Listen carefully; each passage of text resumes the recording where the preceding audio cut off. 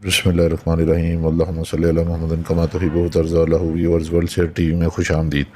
Viewers, मैं जो आज आपके लिए टोटका लेकर आया हूँ वो तज़ाबियत के हवाले से है। पहले हम इसके असबाब जानते हैं, ये बीमारी क्यों पैदा होती है, उसके बाद में मैं आपको इसके टोटके बताऊँगा। तो व्यूअर्स, मैदे में तज़ाबियत एसटीडी की मिकदार बढ़ जाना कोई ख़तरनाक बीमारी नहीं है, लेकिन इसके नताइज ख़तरनाक ज़रूर होते हैं, जिसकी वजह से शख्स हमेशा के लिए मरीज़ बन जाता है।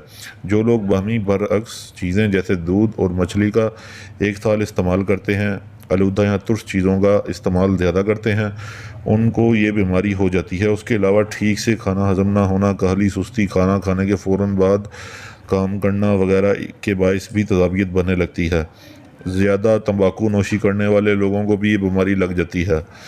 बीमारी की शनाख्त जो है, खाना खाने का ठीक तरह हज़म ना होना, थकावट, उबकाई आना, पेट का भारी रहना, डकारें आना, छाती, गले और पेट में जलन, खाने में दिलचस्पी ना होना, क्या होने पर सब्ज़, जर्द, नीले या सुर्ख रंग का सफ़रा, जिगर से निकलने वाला चिकना मादा निकल जाना वगैरह इस बीमारी की ख़ास अलामात हैं।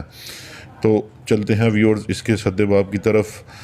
पहला टोटका जो है, इसमें आपने करना ये है कि एक गिलास आपने पानी ले लेना है, उसको आधे लीमू का रस निचोड़ कर आपने इसको इस्तेमाल करना है जब भी आपको तज़ाबियत फ़ील हो। और दूसरा टोटका ये है कि आपने ज़ीरा ले लेना है आधा चम्मच, और उसको गुड़ के साथ मिलाकर खाना है जब भी आपको तज़ाबियत फ़ील हो।